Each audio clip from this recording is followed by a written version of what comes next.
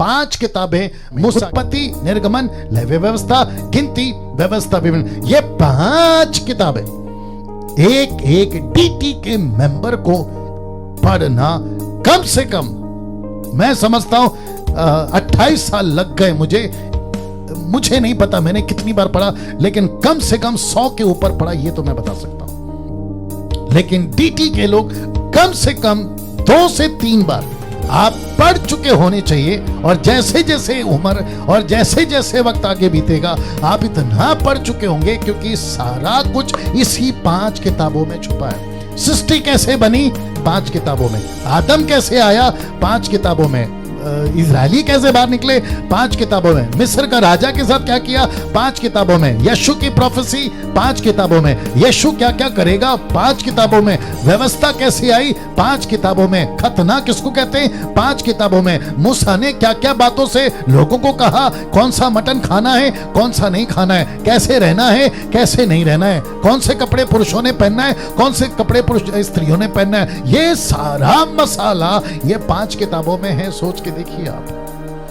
तो इसका मतलब है कि एक बाइबल टीचर को, एक प्रीचर को, एक स्टूडेंट को, जो डीटी का स्टूडेंट है, उसको ये 5 किताबों का नॉलेज होना बहुत जरूरी है। अब जैसे ही आप 5 किताबों से बाहर निकलते हो, आपके सामने आ जाती है हिस्टोरिकल बुक्स, जिसको कहते हैं राजाओं और युद्ध की पुस्तकें। हिस्टोरिकल बुक्स, इसमें कौन कौन सी है? यहोशू की जोशुआ, यहोशू हिंदी में, इंग्लिश में जजेस, न्यायों की पुस्तक हिंदी में, 1 सैमुअल, 2 सैमुअल, पहला सैमुअल, दूसरा सैमुअल, फिर उसके बाद में 1 किंग, 2 किंग, पहला राजा, दूसरा राजा। ये हिस्टोरिकल किताबें हैं जिसमें युद्ध मिलेगा, जिसमें लड़ाई मिलेगी। कैसे जीता शाऊल, या कैसे लड़ा, माफ करें, राजा दाऊद कैसे जीता, कैसे लड़ा, यहोशू कैसे लड़ा, गिडियन कौन था, सैमसन कौन था, यप्ता कौन था, क्या कहते हैं उसको, वेश्या जो थी वो कौन थी, राहाब, या ये जितने, ये सारे के सारे, सैमुअल नबी कौन था, एक एक हिस्टोरिकल युद्ध की चर्चा, राजाओं की चर्चा,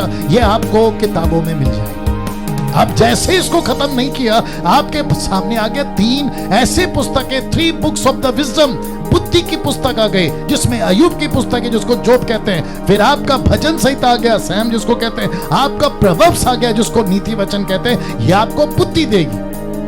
अब बताइए, फिर उसके बाद नंबर लगता है 5 किताबों का, जिसको कहते हैं अकॉर्डिंग टू जूइश, यहूदियों को कल्चर, यहूदियों का फेस्टिवल, यहूदी कैसे करते थे, जिसमें पुस्तक है सॉन्ग्स ऑफ सोलोमन, श्रेष्ठ गीत, उसके बाद में रूथ की पुस्तक, फिर उसके बाद में लेमेंटेशन, विलाप गीत, फिर उसके बाद में एक्लेसियास्टिक जिसको सबोपदेशक कहते हैं, फिर उसके बाद में एस्तर की पुस्तक, जो कि यहूदियों को कैसे बंदी बनाया था, और ये एस्तर थी जो उपवास में बैठी और लोगों को बाहर निकाला। तो ये 5 किताबें आपको यहूदियों के कॉन्सेप्ट में, आपको पढ़ते वक्त में बातें समझ में आएगी। इसको खत्म नहीं किया कि आपके पास में मेजर प्रॉफिट्स आ जाते। 3 मेजर प्रॉफिट्स कौन कौन है? आइजाया, यशाया हिंदी में, जरमाया, यिर्मयाह हिंदी में, उसके बाद में हिजकियेल या हेzekiel हिंदी में। ये प्रॉफिट हैं जिसको कहते हैं 3 मेजर प्रॉफिट। इनको खत्म नहीं किया, आपके पास में माइनर प्रॉफिट, जो कि टोटल 12 माइनर प्रॉफिट्स हैं। और ये कौन है? होशिया, होशे, योएल, आमोस, इंग्लिश में देख लीजिएगा, ओबदा, योना, मीका, फिर उसके बाद में नाहूम, हबक्कुक, सपन्या, फिर उसके बाद में हगे, जकरिया, मलाकी, होशे, जोएल, आमोस, ओबद्या, जोना, मीका, नाहूम, हबक्कुक, जफन्या, हगाई, जकरिया, मलाकी।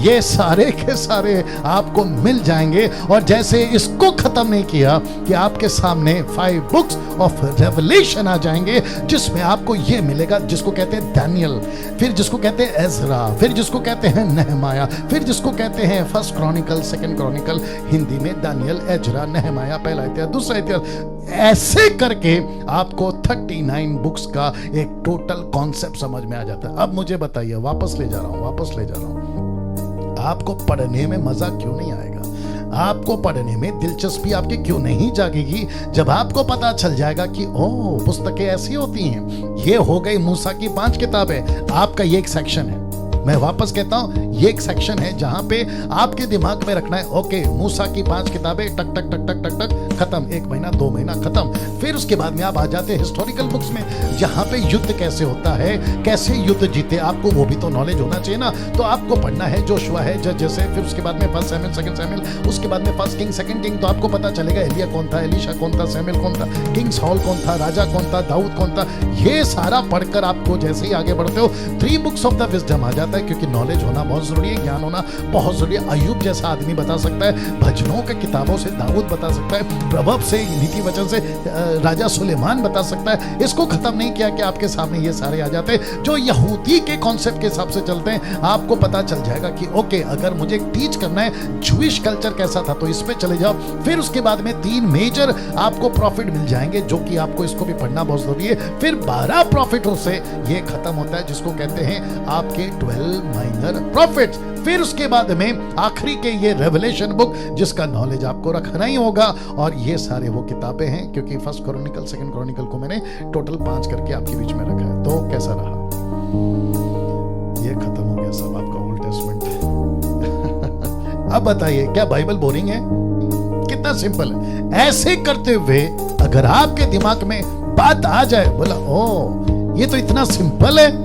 अब मुझे लगता है कि जब आप मूसा की किताबें पढ़ोगे, आपके दिमाग में फिक्स आ जाएगा, अरे 5 किताबें मूसा की हैं, नबियों की किताबें आपको पता चल जाएगा, मेजर 3 है, माइनर 12 है। जैसे ही आप यहूदियों का पढ़ोगे आपको पता चल जाएगा 5 तो ये लोग हैं। ऐसे करते करते आपका टोटल 39 बुक्स फिनिश।